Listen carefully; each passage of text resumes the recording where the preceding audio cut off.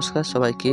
আশা করি সকলেই ভালো আছেন। সকাল সকাল ঘুম থেকে উঠে স্নান টান করে ফ্রেশ হয়ে বেরিয়ে পড়লাম এসবিজি ডিজিটাল সেন্টারের উদ্দেশ্যে, অর্থাৎ শ্রীমদ্ ভগবত গীতা বিদ্যা মন্দির। যেহেতু আমার পরীক্ষাটি সেকেন্ড শিফটে ছিল, রিপোর্টিং টাইম ছিল 11:15, তাই আমি একটু হাতে সময় নিয়ে 8:30টার দিকে বেরিয়ে পড়লাম। কিছুটা যাওয়ার পর দেখলাম একটা ইডলি দোকান, তাই সেখানে ইডলি খেয়ে আবার হাঁটা শুরু করলাম। অটো বা র্যাপিডোতে বা বাসে করে গেলে একটু খরচ সাপেক্ষ হতো, তাই আমার ইচ্ছে ছিল যে হেঁটে হেঁটে যদি যাই তাহলে শহরটার কিছুটা অংশ দেখা যাবে, এই জন্য সম্পূর্ণ রাস্তাটা হাঁটতে শুরু করলাম। এই ভুবনেশ্বর সিটিটির সব থেকে একটা ভালো দিক হলো সম্পূর্ণ সিটিটি খুবই পরিষ্কার পরিচ্ছন্ন। আর একটা ভালো দিক হলো মেন রাস্তার সাইডে আরও দুটো সরু সরু রাস্তা করা আছে, একটা সাইকেল যাওয়ার জন্য, মানুষ হেঁটে যাওয়ার জন্য। আর একটা জিনিস লক্ষ্য করলাম, সেটা হলো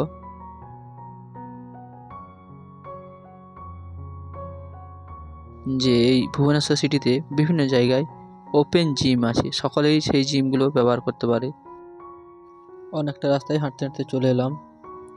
তো সামনে দেখতে পাচ্ছেন বিল্ডিংটা, ওই বিল্ডিংয়ের পাশেই আছে কলিঙ্গ স্টেডিয়াম, যেটা হলো ভারতের সবথেকে বড় হকির স্টেডিয়াম।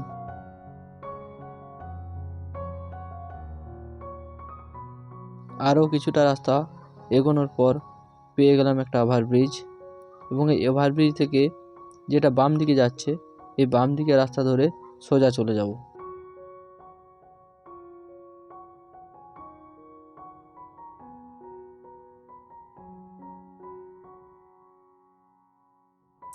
দেখতে পাচ্ছেন কলিঙ্গ স্টেডিয়াম।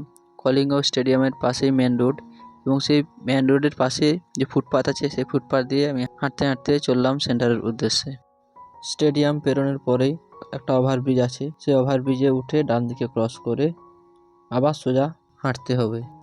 দেখতে পাচ্ছেন ওভারব্রিজ থেকে কি সুন্দর শহরটিকে দেখাচ্ছে। রাস্তাটা দেখুন, ওই দূরে দেখা যাচ্ছে জল ট্যাঙ্ক, এবং তার পাশে দেখা যাচ্ছে কলিঙ্গ স্টেডিয়াম। উপর থেকে দৃশ্যটা খুবই সুন্দর দেখতে পাচ্ছেন, এটা হলো কলিঙ্গ স্টেডিয়াম।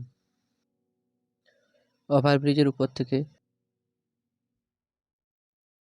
ভিউটা দেখুন শুধু একবার, কি সুন্দর লাগছে। যদি কেউ বাসে আসতে চাও তাহলে নন্দনকানন জুলজিক্যাল পার্কের দিকে যে বাসগুলো যাচ্ছে, অথবা উদয়গিরি খণ্ডগিরির দিকে যে বাসগুলো যাচ্ছে, সেই লাইনের বাস ধরেও এই সেন্টারে আসা যাবে।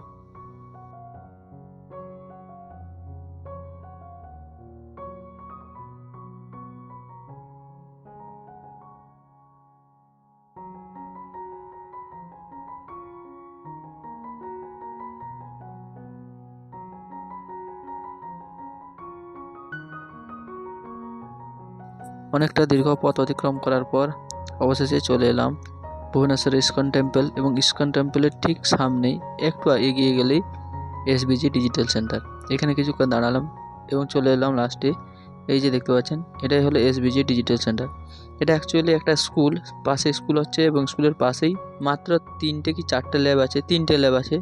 সেই 3টে ল্যাবের মধ্যেই এক্সাম হচ্ছে, তাই যেহেতু সেন্টারটা ছোট, তাই ক্যান্ডিডেটের সংখ্যা অনেকটা কম। এক্সাম সেন্টারটি খুবই ছোট, প্রায় 250 থেকে 300 জন ক্যান্ডিডেটের মতো।